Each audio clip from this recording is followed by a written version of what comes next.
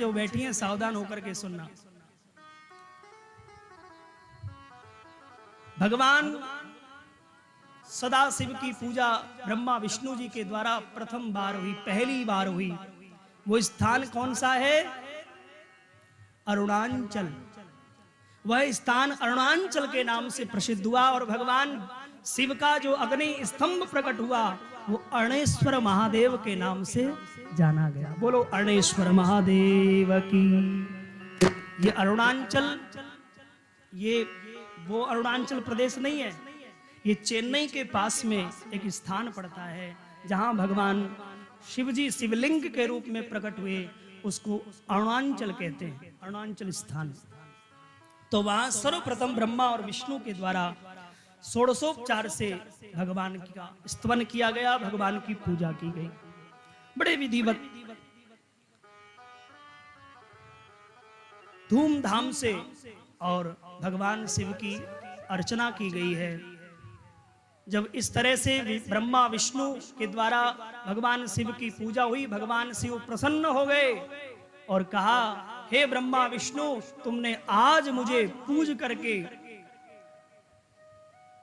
बहुत बड़ा फल प्राप्त किया है। मैं वरदान देता हूं, आशीर्वाद देता हूं, आज के दिन जो मेरी पूजा श्रद्धा भाव से तुम्हारी तरह करेगा, उसको 1 वर्ष तक पूजा करने का जो शिव का फल है, वो 1 वर्ष की पूजा का फल आज के दिन पूजा करने मात्र से प्राप्त हो जाएगा। और उस दिन को कौन सा दिन कहा गया? बोलो जोर से, महाशिवरात्रि। एक बार प्रेम से बोलो हरि हर। आज का दिन मार्गशीर्ष आद्रा नक्षत्र में भगवान शिव की पूजा हुई, इसलिए आज का दिन महाशिवरात्रि के नाम से प्रसिद्ध हुआ।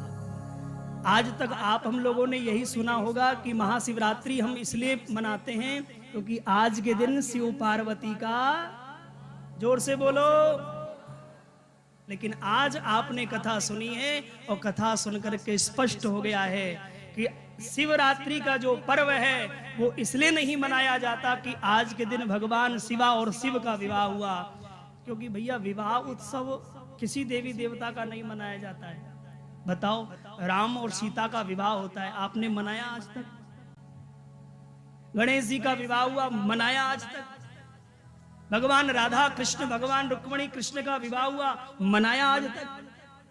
हाँ, जन्मोत्सव सब मनाते हैं, कृष्ण जन्मोत्सव भी मनाते हैं, राम जन्मोत्सव, रामनवमी, कृष्ण जन्माष्टमी, हाँ, और गणेश चतुर्थी, जितने भी देवी देवता का जन्म हुआ, प्रकट हुआ, प्राकट उत्सव के रूप में हम लोग उत्सव मनाते हैं। लेकिन विवाह उत्सव में, और विवाह उत्सव में व्रत रखा जाए, कई लोग शिवरात्रि का तो व्रत रखते हैं हम लोग, तो बताओ विवाह में थोड़ी किसी की शादी हो रही हो और आप निमंत्रण में ये लिख दो कि सुनो, शादी में आना पर व्रती होके आना, व्रत करके आना, तो बताओ आप शादी में जाओगे? किसी की शादी हो रही हो, रसगुल्ले बट रहे हो और आपको निमंत्रण पत्र में एक चिट्ठी लिखी जाए कि आप शादी में सह परिवार आना पर व्रत के साथ आना, व्रत करोगे तो कोई जाएगा? कोई नहीं जाएगा। इसलिए महाराज, महाशिवरात्रि का पर्व इसलिए नहीं मनाया जाता कि आज के दिन भगवान शिव का विवाह हुआ है। शिव महापुराण के अनुसार आज प्रथम बार भगवान शिव की अर्चना हुई है, शिव की वंदना हुई है, शिव की पूजा हुई है ब्रह्मा विष्णु के द्वारा, इसलिए आज के दिन को महाशिवरात्रि का पर्व कहा गया। ऐसा आशीर्वाद मिला। अच्छा, आप लोगों ने महाशिवरात्रि के दिन की कथा तो सुन ली, पर महाशिवरात्रि को रात में भी पूजा होती है, 4 पहर की पूजा। एक बार प्रेम से बोलो हरि हर। पता है, आप हरे अपने हृदय में बैठे हुए हैं, पर कुछ बेचारे ऐसे भक्त लोग भी हैं जो YouTube चैनल के माध्यम से घर बैठ करके सुन रहे हैं। मैं उनको सुनाने के लिए निवेदन कर रहा हूं। शिवरात्रि की 4 पहर की पूजा की परंपरा सर्वप्रथम कहां से प्रारंभ हुई? बंधुओं, कथा आती है, ये कथा सतयुग की है। ये कथा सतयुग से प्रारंभ होती है। सतयुग में एक शिकारी हुआ जिसका नाम था गुरुद्रोह। गुरुद्रोह नाम का एक शिकारी था। वह शिकारी शिकार करता था। लेकिन मैं एक निवेदन पहले कर दूं, सतयुग में जितने भी पशु पक्षी होते थे वो सारे पशु पक्षी बोला करते थे, मनुष्यों की भांति। आप हम लोगों की तरह सतयुग में, त्रेता में पशु पक्षी बोला करते थे। आपको आश्चर्य हो रहा होगा, लेकिन नहीं, प्रमाण है। मानसकार रामचरित्र मानस में लिखते हैं, जब जी रावण के द्वारा हरी गई, रावण के द्वारा जब जानकी जी का हरण हुआ, तो भगवान वन वन भटकते हैं और वन वन भटकते हुए पशु पक्षियों से पूछते हैं, हे खग मृग, हे मधुकर श्रेणी, तुम देखी सीता मृग नैनी। अब बताओ, जब पशु पक्षी बोलते नहीं तो प्रभु राम पशु पक्षियों से क्यों पूछ रहे हैं? और भगवान श्री राम को यदि किसी ने जानकी की खोज का पता बताया है, जानकी की खबर दी है, तो वो भी बंधुओं गिद्धराज जटायु ने दी है। गिद्धराज जटायु ने तो बताया था कि आपकी भार्योड़ा, आपकी धर्म पत्नी जानकी जी को दशानन रावण हरण करके ले गया है। नाथ दशानन यह गति कीनी, ते खल जनक सुता हर लेनी। उसी गिद्धराज जटायु ने यह समाचार दिया। तो बंधुओं, हमारा ये संशय, ये हमारी शंका हृदय से निकल चुकी है कि सतयुग त्रेता में पशु पक्षी भी बोला करते थे, पर द्वापर में आकर के बलराम जी ने पशु पक्षियों को श्राप दे दिया है। द्वापर के बाद पशु पक्षियों का बोलना बंद हो गया है। आज पशु पक्षी समझते सब कुछ है, लेकिन बोलते नहीं है। आज उनकी भाषा मौन रूप को धारण कर गई, क्योंकि बलराम जी ने श्राप दिया है। बंधुओं, ये शिकारी आज शिकार खेलता है, और शिकार खेलते खेलते पूरा दिन व्यतीत हो गया, लेकिन पेट में अन्न का दाना भी नहीं गया। कथा ऐसी आती है कि पूरा दिन व्यतीत हो गया, निराहार रह करके, पेट में अन्न का दाना नहीं गया, जलपान भी नहीं किया, क्योंकि आज इसको कोई शिकार नहीं मिला। और इसकी प्रतिज्ञा थी कि जब तक मैं शिकार नहीं खेल लूंगा तब तक मैं जलपान भी नहीं करूंगा। पूरा दिन व्यतीत हुआ, निराहार रह करके उसने पूरा दिन बिताया। और जब संध्या काल हुई, जब शाम हुई, तब जैसे ये घर की ओर लौटने लगा, निराश होकर के, तो इसको एक तालाब दिखाई दिया, एक सरोवर दिखाई दिया। जैसे ही तालाब को देखा, ये शिकारी समझ गया कि जरूर यहां हिंसक पशु पानी पीने आते होंगे। मैं बिना शिकार के वापस नहीं जाऊंगा, आज मुझे शिकार खेलना ही होगा। इसने उस तालाब का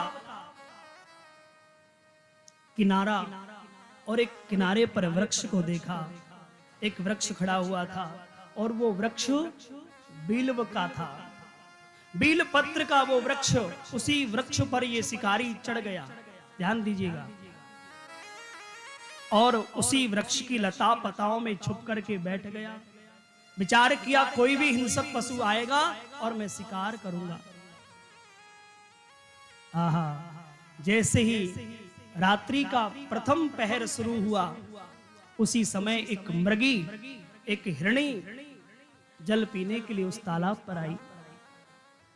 जैसे ही वो जल पीने लगी, ध्यान दीजिए, शिकारी ने अपना धनुष लिया और धनुष पर जो बाण चढ़ाने लगा, तो हाथ में जो बील पत्र आए थे वो बील पत्र गिर पड़े। लेकिन जहां वो बील पत्र गिरे थे, शिव महापुराण की कथा कहती है, उसी वृक्ष के नीचे एक कोई पुराने समय का शिवलिंग था। वहां बीलपत्र जैसे ही हाथों से टूट करके और शिवलिंग पर गिरा, जो धनुष पर बाण चढ़ा है उस मृगी ने देखा, दोनों हाथ उठाए और हाथ उठा करके त्राहिमाम त्राहिमाम करने लगे, रक्षाम रक्षाम, रक्षा करो रक्षा करो। जैसे ही उस मृगी ने भुजा उठा करके अपने प्राणों की रक्षा की भीख मांगने लगी, तो शिकारी को दया आ गई। शिकारी ने सुना, उस हिरणी ने कहा कि हे शिकारी, मैं मानती हूं मैं आपका शिकार हूं, लेकिन मेरी एक प्रार्थना है, मेरा एक निवेदन है, मैं अपने छोटे छोटे 2 बच्चों को छोड़ के आई हूं, बस एक बार मुझे कृपा करके छोड़ दो, मैं जाकर के उनको अपना स्तन पान करा दूं और दुग्ध पान करा करके मैं वचन देती हूं उन्हें तुम्हारे चरणों में समर्पित हो जाऊंगी। शिकारी ने कहा कि हाथ से छूटा हुआ बाण और हाथ से छूटा हुआ शिकार वापस थोड़ी आता है, मैं ऐसे कैसे मान लूं। तब बंधुओं, उस मृगी ने जल नारायण को हाथ में लेकर के प्रतिज्ञा की, क्योंकि सतयुग है और सतयुग में सत्य प्रतिज्ञा प्रथम पूज्य होती थी, इसलिए उस मृगी ने आज सत्य प्रतिज्ञा की और वचन दिया, मैं अवश्य तुम्हारे चरणों में समर्पित होंगी, एक बार मुझे छोड़ दो। शिकारी ने छोड़ दिया है, प्रथम पहर की पूजा हो गई है, वो मृगी गई, उसके बाद उसका पति मृग आया और जैसे जल पीने लगा, ध्यान दीजिए, उस शिकारी ने फिर अपना बाण जो धनुष पर चढ़ाने लगा, तो हाथों से फिर वो पत्ते टूटे और शिवलिंग पर जाकर गिरे। ये दूसरी पहर की पूजा हुई।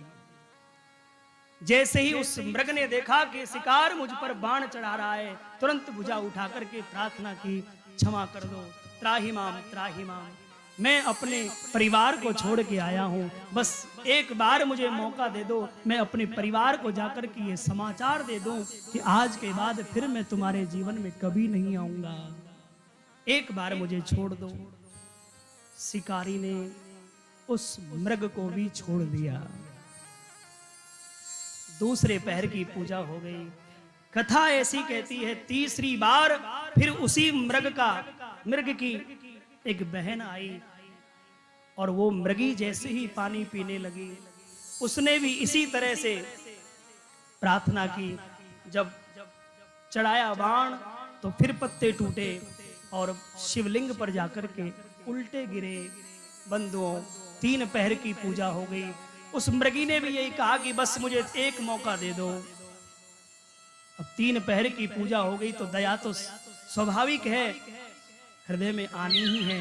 भगवान शिव की माया से शिकारी के हृदय में दया का भाव उमड़ गया, मृगी को भी छोड़ दिया और आज 3 पहर की पूजा पूरी हुई। उसके बाद जैसे ही वो सारा मृग परिवार शिकारी के चरणों में आया और चरणों में आकर के हाथ जोड़ करके पूरा परिवार कहता है, हे शिकारी, तुम शिकारी होने के बाद भी अपने हृदय में दया का भाव लिए बैठे हो, हम आपके चरणों में समर्पित हैं, हम आपका शिकार हैं, आपकी जो इच्छा हो वो आप हमारे साथ करें। जब पूरा मृग परिवार शिकारी के समक्ष उत्पन्न हुआ, प्रकट हुआ, तब तो बंधुओं शिकारी के हृदय में दया का भाव उमड़ गया कि एक मैं मानव हूं और एक ये पशु हैं। मैं मानव होकर के भी हिंसा पर उतर पड़ा हूं, हिंसा पर हिंसा किए जा रहा हूं और एक ये हिंसक पशु अपनी सत प्रतिज्ञा को निभाने के लिए परिवार के सहित मेरे चरणों में अपनी बलि चढ़ाने आ गए। धिक्कार है मेरे जीवन को। और उसी समय इसने अपना जीवन दिग्दिग करते हुए धनुष बाण लिए और फेंक दिए। जैसे धनुष बाणों को फेंकने लगा, बिलपत्र झड़ने लगे, बिलपत्र टूटने लगे, सारे बिलपत्र उल्टे गिरने लगे। पीछे अपने पानी पीने के लिए एक सुराई लेके शिकारी आया था, उस सुराई को डाला, वह सुराई के अंदर जो जल था वह शिवलिंग पर चढ़ गया। साथ में खाने के लिए चूरमा का प्रसाद था, वो चूरमा का थैला लिया और फेंक दिया, वो चूरमा भी शिवलिंग पर चढ़ गया। और अंत में सच कहूं, इस शिकारी ने जैसे ही ये सब छोड़ने के बाद अपना शरीर भी बीलोपत्र से ज्यों गिराया तो इसका वस्त्र कांटों में अलझ गया और सीधे की जगह ये शिकारी सिर के बल उल्टा लिपट गया। और जैसे ही उल्टा गिरा इसके हाथ शिवलिंग पर, सिर शिवलिंग को प्राप्त हुआ। उसी समय भगवान शिवलिंग से भूत भावन शिव प्रकट हो गई। बोलो शंकर भगवान की जय। जैसे ही भगवान शिव प्रकट हुए, भगवान शिव ने शिकारी को देखा और वरम बुरियात वरदान मांगो क्या चाहिए। शिकारी हाथ जोड़ करके चरणों में गिर पड़ा और कहा, प्रभु मैं तो एक शिकारी हूं, हिंसा करने वाला, जीव हत्या करने वाला, फिर भी आप बड़े कृपालु हैं, दयालु हैं।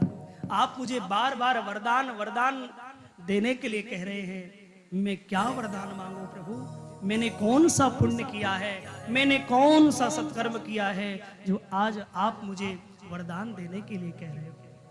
हे प्रभु, वरदान देना है तो मुझे नहीं, इस मृग परिवार को दीजिए, जिन्होंने अपने परिवार के सहित मेरे चरणों में अपना जीवन समर्पित कर दिया। और इन्हीं की कृपा से आज मुझे आपकी प्राप्ति हुई। जब ये भाव प्रकट हुआ तो भगवान शिव ने उस मृग परिवार को भी वरदान दिया और इस शिकारी को भी वरदान दिया। मृग परिवार को वरदान दिया, हे मृग परिवार, तुमने अपनी सत्य प्रतिज्ञा का पालन करने के लिए शिकारी के चरणों में अपनी बलि समर्पित की है। मैं वरदान देता हूं, तुम उत्तर दिशा में बादलों के बीच सप्त तारों में चमकते रहोगे। कितने लोग थे वो मृग परिवार में? 7 लोग, एक मृग, एक मृगी, एक उसकी बहन और 4 बच्चे। कहा कि आज से तुम उत्तर दिशा में मेघों के बीच, बादलों के बीच, तारों के मंडल में अजर अमर होकर के चमकोगे, ये मेरा आशीर्वाद है। और त्रेता युग में तुम सप्त ऋषियों के रूप में प्रकट होगे और सप्त ऋषियों के रूप में प्रकट होकर के जन जन का अपनी तपस्या के प्रभाव से कल्याण करोगे, ये मेरा आशीर्वाद है। मृग परिवार को आशीर्वाद दिया, उसके बाद उस शिकारी को भी आशीर्वाद दिया कि तुमने इस बार तो जीव हत्या की है, हिंसा की है, इसलिए इस बार तो तुम एक निर्धन के घर में जन्म लोगे और निर्धन के घर जन्म लेकर के लक्कड़ हारे का काम करोगे, लकड़ी बेच बेच करके अपना पालन करोगे। आने वाले युग में तुम्हारा जन्म एक शिकारी के घर में होगा, लेकिन वह शिकारी कोई साधारण नहीं, शिकारियों का भी जो राजा होगा, निषाद राज गुह के नाम से तुम प्रसिद्ध होगे। और एक दिन प्रभु श्री राम तमसा नदी के तट पर तुम्हारे साथ आकर के मंत्रणा करेंगे, मित्रता करेंगे और तुम्हें दर्शन देकर के तुम्हारा कल्याण करेंगे। ऐसा उस शिकारी को भी आशीर्वाद दिया। इस तरह से आज भगवान शिव ने शिकारी को कहा कि आज के रात में तुमने 4 पहर की पूजा मेरे चरणों में समर्पित की है, मैं वरदान देता हूं, आज के बाद, आज से जो शिवरात्रि को 4 पहर की पूजा करेगा, जो आशीर्वाद मैंने मृग परिवार को दिया है, जो आशीर्वाद मैंने शिकारी को दिया है, वही आशीर्वाद आज की रात्रि में 4 पहर की पूजा करने वाले को प्राप्त होगा। बोलो शिव शक्ति भगवान की जय। शिवना